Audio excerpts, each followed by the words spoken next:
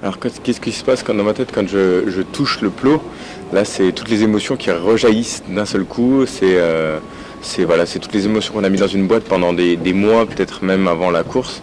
Surtout pendant cette course et juste avant où la pression est quand même assez forte en chambre d'appel, qui rejaillissent d'un coup et on atteint l'Everest des émotions qui sont positives là, entre autres puisque c'est la victoire. Donc il a fallu un petit temps entre le toucher et voir le temps, être sûr d'être devant. Et une fois qu'on est sûr, là ça explose et on peut voir la joie à la fin de ma course. Même dans les 5 derniers mètres, puisque le podium se décide vraiment dans les 10 à 5 derniers mètres, c'est vraiment une course qui est je veux dire, palpitante, je l'ai encore revue, et je pense que voilà, j'ai fait vivre des émotions, mais moi quand je l'ai vu, ma course, j'ai revécu des émotions très fortes.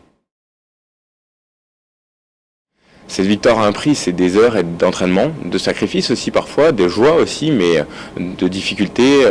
On s'entraîne souvent dans la douleur. Cette douleur, ça a été aussi le cas pendant le 100 mètres. Il faut savoir que ce 100 mètres n'a pas été facile. J'ai vraiment souffert et derrière j'ai eu beaucoup de mal à récupérer, mais c'est des heures et des heures d'entraînement avant tout. Je pensais beaucoup alors, parce qu'à un moment donné, j'avais fait le travail pour ça. Mais c'est vrai que j'ai appris durant toutes ces années que il faut savoir qu'on fait une course et du moment qu'on ne regrette pas et qu'on a donné le meilleur de soi-même, c'est le principal. Le principal, c'est de participer, mais de donner le meilleur de soi-même. Et je m'étais préparé 2 discours effectivement en tête parce que je savais que si j'avais donné le meilleur de moi-même, que j'avais mon meilleur temps, que j'avais tout mis en place, mais que j'étais pas premier, ça aurait été parce que quelqu'un était plus fort que moi. Aujourd'hui, je peux dire que je suis le plus fort. Je suis champion olympique, paralympique du 100 mètres papillon, donc je suis le plus fort sur cette distance. Et c'est fantastique de pouvoir le dire. Mais voilà, si quelqu'un avait été plus fort que moi, il aurait fallu aussi le reconnaître. C'est une des qualités des grands sportifs, je pense.